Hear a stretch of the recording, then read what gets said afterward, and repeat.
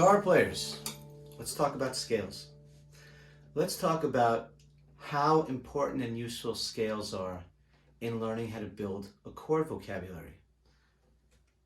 There are so many guitar players out there who are maybe singer-songwriters or songwriting-oriented, or singers first who think of the guitar player more as a rhythm instrument, and they're not necessarily lead guitar players or improvisers, and they may not think of why is a scale vocabulary useful to me if I'm not playing leads, if I'm not, playing one note at a time most of the time.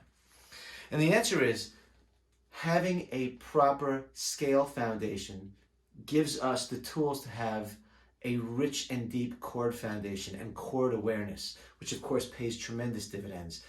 If we're jamming with someone, we're trying to change the song from one key to another, we're writing our own song and we have a melody or a harmony idea and we don't know how to find, or we can't figure out which chord to use, and we're just kind of grasping at straws, not knowing necessarily even which chords to choose from, and just maybe putting our hands all over the guitar hoping we find the right thing.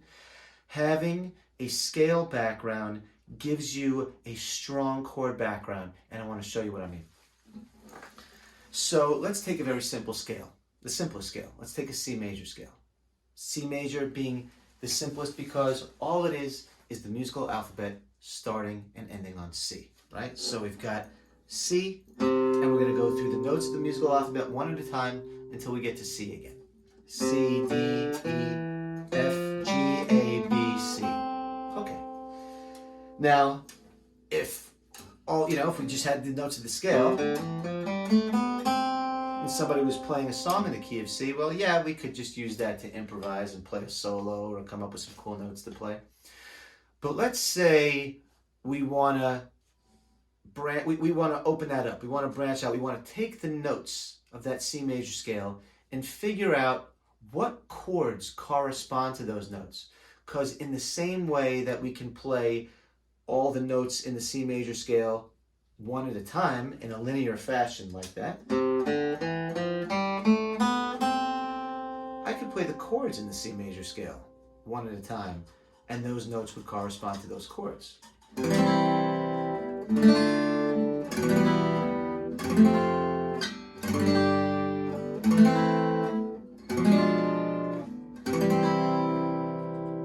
So that was literally do, re, mi, fa, sol, la, ti, do. Now what chords were they? Some of you are probably people who can just look at a chord shape and go, oh yeah, I know what that is. But let's just go over them very briefly. Because what these are the chords in the key of C major diatonically, meaning in the order of the tones of the scale. Each tone of the scale is the root of a chord in the same key. So C was the root of C major. D was the root of D minor. E was the root of E minor. F was the root of F major. G is the root of either G major or G7. A is the root of A minor. B is the root of B diminished, a really cool sounding chord. And C, we're back to a C major. Now that is tremendously useful, and some people don't even realize why. The order of the chords that we just played, the 1 chord was major, the 2 chord was minor, the 3 chord was minor, the 4 chord was major, the 5 chord was major or 7, which is also known as dominant. The 6 chord was minor, and the 7 chord was diminished. That maps onto every major key in music. So for instance, each one of these chords could be thought of as a tone of the scales. The C major was 1, the D minor was 2, the E minor was 3, the F major was 4, the G major / G7 was 5, the A minor was 6, the B diminished was 7, and I'm back to 1. Major, minor, minor, major, major or 7, minor, diminished. That is true regardless of the key that we're in. So now let's say that I take a step and I go, okay, I'm going to learn some scales. I'm going to memorize my scales. I'm going to know that if C is the key with no sharps, then the key with one sharp is G. Well, G is G, A, B, C, D, E, F sharp, G. Well, if I apply the same logic from our C major scale and I go major, minor, minor, major, major, minor, diminished. Again, major, minor, minor, major, major, minor, diminished. Then I now know the chords in the key of G. I have G major, A minor, B minor, C major, D major or D7, E minor, F sharp diminished, and G. And I can just keep going scale by scale by scale. So the scale, the major key that has two sharps is the key of D. D, E, F sharp, G, A, B, C sharp, D. Again, major, minor, minor, major, major or dominant, minor, diminished. So now I've got D. Major is my first chord. E minor is my second. F sharp minor is my third. G major is my fourth. A major is my fifth, but I can also play A7. B minor is my sixth. C sharp diminished is my seventh, and back to D. Just being able to decode chords and keys that quickly is, I mean, it's just kind of like, it's like, you know, the key on a map for a lot of people. Now, how does that pay dividends if I'm jamming with someone? Well, let's say we're playing a song like a Rolling Stone by Bob Dylan, which is a really straightforward song. It's in the key of C, and the chords in order are the 1 chord, the 2 chord, the 3 chord, the 4 chord, and the 5 chord.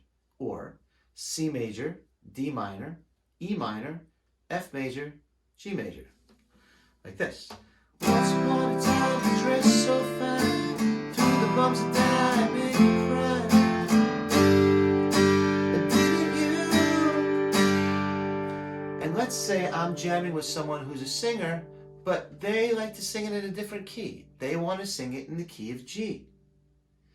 Well, okay. I'm just going to now do the 1, the 2, the 3, the 4, and the 5 chord in the key of G, which again we now know is major, minor, minor, major, major, and the key of G goes G, A, B, C, D. So simple enough.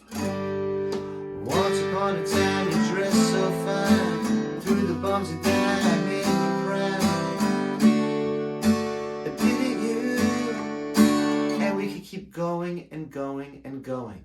But just simply knowing something as simple as, in major keys, the notes of our major scales, the do, re, mi, fa, sol, la, ti, do, as long as we know what those are in order, then we know the chords, the diatonic chords. Again, the chords that follow those notes in the scale.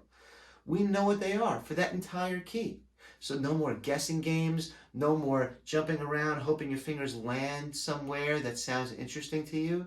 You can think melodically and harmonically to yourself about what note you want to sing and what chords you want to hear, and you know which chords to start to choose from. Now, of course, there's all sorts of, you know, cool little things we can do to each one of those chords to make them more interesting, more, you know, more harmonically kind of out there and stuff. But just from a basic point of view or a basic standpoint, as long as we know the notes of our scales, at least in major keys, we can figure out all the chords in our scale. It is that simple.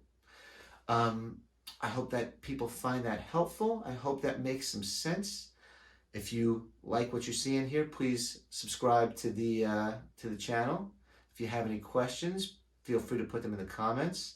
I hope people can run with this and see where it takes them a little bit. Maybe open up some doors to just an awareness of, you know, even songs that they've been playing for some years already that they kind of never deconstructed that way. Maybe it'll kind of, you know, kind of unlock some new awareness of how the musical alphabet attaches to the guitar itself. So good luck and happy playing.